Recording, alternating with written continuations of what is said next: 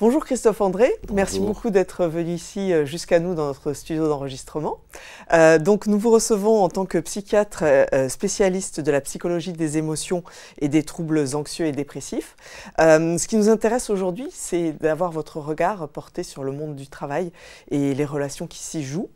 Et à commencer par votre actualité, qui est votre dernier livre Consolation, celle que l'on reçoit et celle que l'on donne, qui est paru en octobre dernier dans sa version illustrée. Et donc ma première question va faire le lien entre votre livre et le monde du travail. Est-ce que c'est le rôle des managers de consoler ?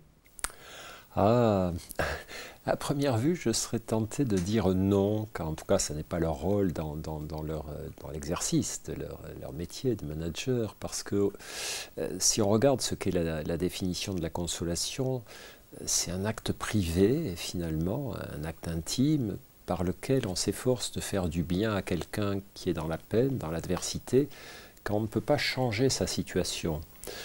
Alors les managers, on attend d'eux quand même qu'ils puissent agir un peu sur les situations professionnelles. Donc, à première vue, non, j'aurais tendance à répondre que ça n'est pas une idée adaptée au monde de l'entreprise. Après, en y réfléchissant, la consolation, elle pose un problème beaucoup plus vaste. Elle pose le problème de ce que nous pouvons faire quand quelqu'un est en situation d'échec ou d'impuissance et qu'on n'a pas de baguette magique.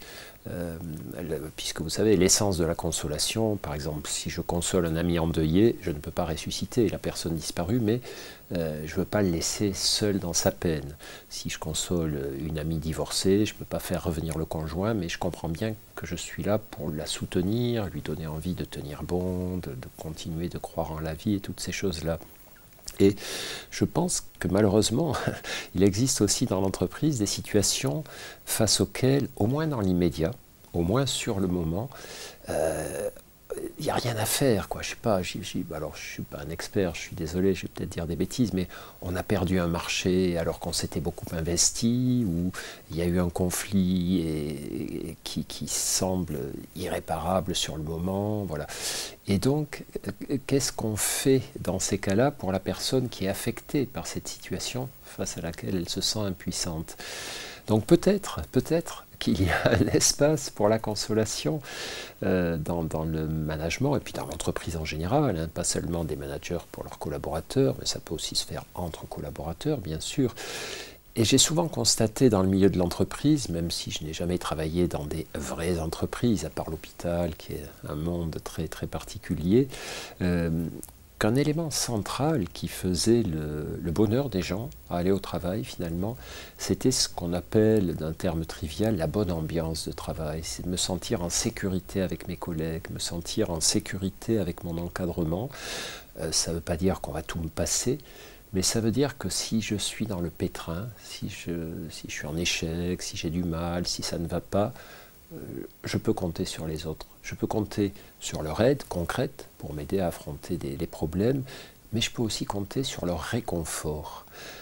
Alors d'ailleurs, peut-être, finalement, je pense que le mot pour désigner la consolation en entreprise, c'est peut-être plutôt réconfort. Et là, quand on dit, est-ce que c'est le rôle des managers de réconforter ? Ben ouais. C'est le rôle de manager de réconforter. Leur rôle, c'est de féliciter quand il y a du succès, c'est d'informer quand il y a un peu de flou, c'est de diriger aussi quand il y a du flou, et puis c'est de réconforter quand les efforts qu'on a faits n'ont pas abouti. Et au fond, en parlant avec vous, je m'aperçois que ce terme consolation, il est trop connoté psychologie morale, peut-être, pour l'entreprise, qui n'a pas à trop s'encombrer, je pense, de ça. Moi, je fais partie des gens qui pensent que l'entreprise a besoin de psychologie, mais n'a pas besoin de surpsychologiser les rapports entre personnes qui y travaillent. Et donc, ouais, j'ai mis très longtemps à répondre à votre question, mais je pense que sous l'appellation réconfort, oui, la consolation a sa place en entreprise.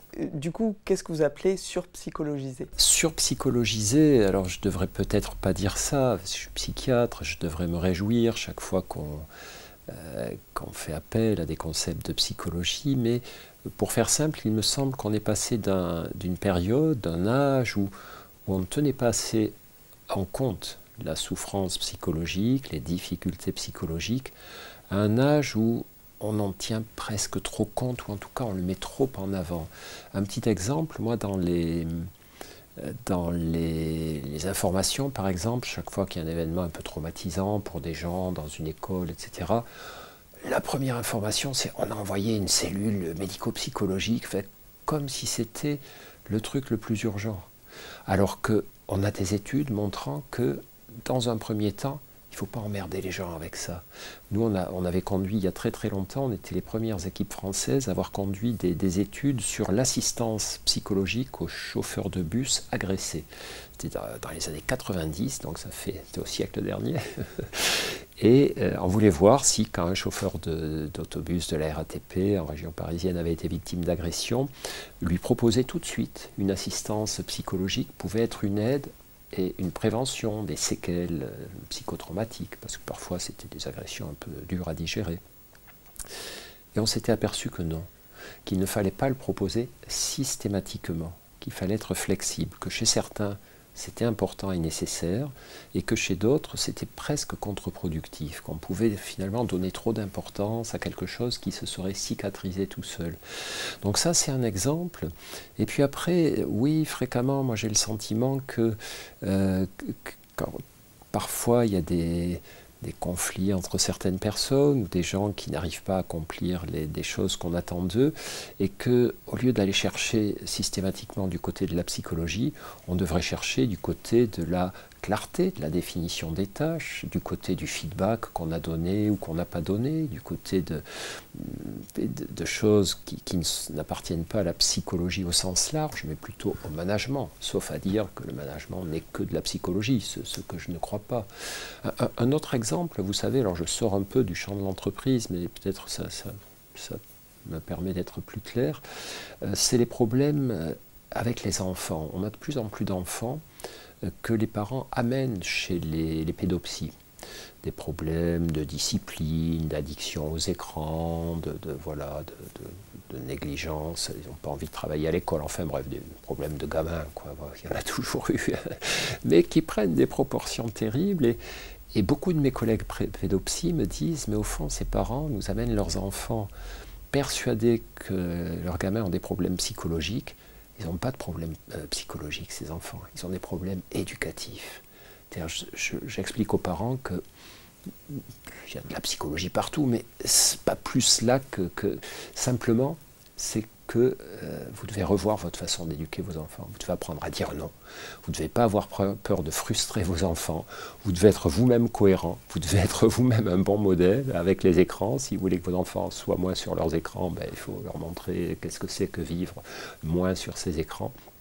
Et voilà, donc je fais des réponses très longues à vos questions, mais pour dire que c'est ça pour moi la surpsychologisation. La psychologie c'est un truc génial, ça nous permet de piger beaucoup de choses, d'éviter beaucoup de bêtises, mais il y a aussi des domaines qui ne relèvent pas de la psychologie, qui ne relèvent pas que d'elle, ou en tout cas pour lesquels la psychologie n'est pas la priorité. Alors dans votre livre Consolation, vous avez aussi toute une partie sur l'autoconsolation. Ça aussi, c'est à titre personnel ou professionnel. Est-ce que ça peut être quelque chose qu'on peut pratiquer à bon escient ?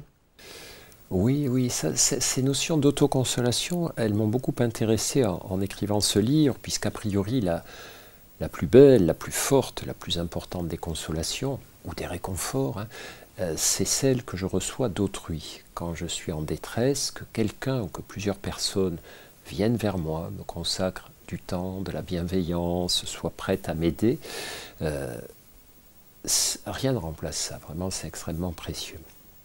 Après, je ne peux pas passer ma vie dans les bras des gens, je ne peux pas passer ma vie à me reposer sur leur aide, sur leur présence, sur leur bienveillance. Et donc, à un moment donné, malgré mes blessures, malgré mes échecs, malgré mes doutes, je vais devoir continuer d'avancer. Et à ce moment-là, quand de nouveau je serai un peu vacillant, il va falloir que je m'auto-console, que je m'auto-réconforte. Et voilà, et parfois, alors ce qui nous autoconsole tous, quand j'ai écrit ce livre, j'ai beaucoup interrogé, j'ai regardé la littérature scientifique, j'ai parlé autour de moi, etc. La plupart des gens se consolent en se baladant dans la nature, se consolent en s'adonnant à leur passion, du bricolage, du jardinage, faisant de la musique. Ils se consolent parfois par la prière, par la contemplation, par l'art. Au fond, ce sont toutes ces petites choses que nous faisons pour nous faire du bien, dont nous savons qu'elles ne régleront pas le problème, mais dont nous savons qu'elles vont nous permettre de respirer un petit peu mieux. Alors ça, c'est plus important qu'il n'y paraît, parce que pour beaucoup de personnes, et je pense beaucoup de personnes notamment en entreprise, qui, par exemple, le profil des personnes qui souffrent de burn-out, qui est un problème majeur depuis quelques années en entreprise, on s'aperçoit que ce sont des personnes qui sont en déficit d'autoconsolation et d'auto-bienveillance, c'est-à-dire qu'elles sont assez souvent consciencieuses, elles veulent bien faire, elles sont confrontées à une masse de travail importante et à un moment donné, elles commencent à craquer. Il y en a trop, ou elles s'y prennent mal, ou bref, en tout cas, elles sont débordées, submergées. Et à ce moment-là, au lieu de se dire, ok, ce problème-là, tu n'arrives plus à l'affronter, et donc que tu travailles 1 heure ou 10 heures, donc maintenant, il faut te restaurer un peu, te faire du bien, te réconforter. Il faut avoir de la bienveillance pour toi, il faut t'auto-consoler, t'auto-réconforter, etc.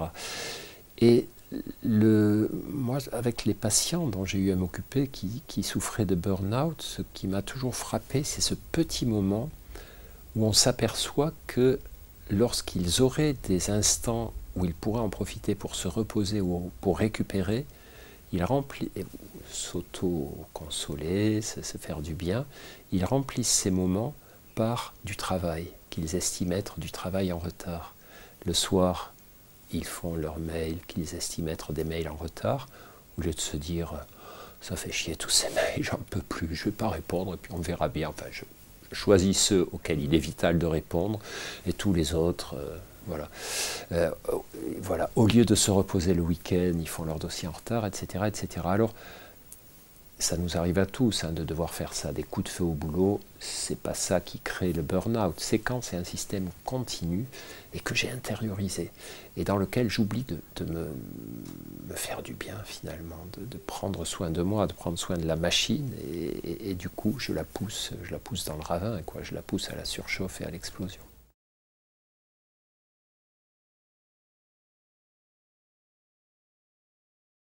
Sur toutes ces questions d'équilibre intérieur, de rapport à soi, de rapport aux autres, la méditation a apporté quelque chose de précieux pour reconnecter à ce qu'on évoquait, c'est-à-dire que on a compris que parfois nos façons habituelles de faire, me donner un objectif et puis de toutes mes forces, m'efforcer de l'atteindre, et puis quand ça ne va pas, forcer encore plus et encore plus et encore plus, mais parfois c'était le meilleur moyen pour ne pas l'atteindre. Parfois c'était bien, hein. Parfois il faut s'accrocher, passer en force et tout, mais à d'autres moments, l'attitude la plus intelligente, c'est de se dire, là ça passe pas, donc tu te poses, tu te reposes, tu médites un peu, soit avant d'y retourner, soit avant de comprendre qu'il y a peut-être un autre chemin.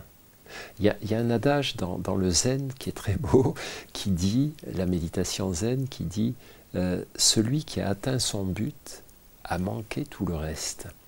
C'est-à-dire qu'en fait, bon, c'est bien d'atteindre son but, hein, moi je suis comme tout le monde, j'adore atteindre mon but, mais parfois on n'y arrive pas, et quand on n'y arrive pas et qu'on se le permet, qu'on s'y autorise et qu'on observe pourquoi on n'y est pas arrivé, dans quel état ça nous met, qu'est-ce que ça déclenche en nous, on voit tout le reste. On voit peut-être pourquoi ça n'a pas marché, quelles seraient les autres façons de faire, etc. Donc c'est un peu déconcertant, la méditation à première vue, parce que voilà, les enseignants vont tous vous dire, enfin moi le premier, hein, si vous asseyez pour méditer, il ne faut pas le faire avec un but précis. Faut méditer pour méditer, juste voir ce qui se passe quand vous méditez. Et si des conséquences favorables doivent arriver, elles arriveront. Ça, c'est pas très entreprise comme raisonnement. Faites le truc et vous verrez bien ce qui se passe. Mais indirectement, c'est pas un hasard quand même, je crois, si beaucoup de personnes dans le monde de l'entreprise, quel que soit le niveau hiérarchique, vont voir un peu ce qui se passe de ce côté-là.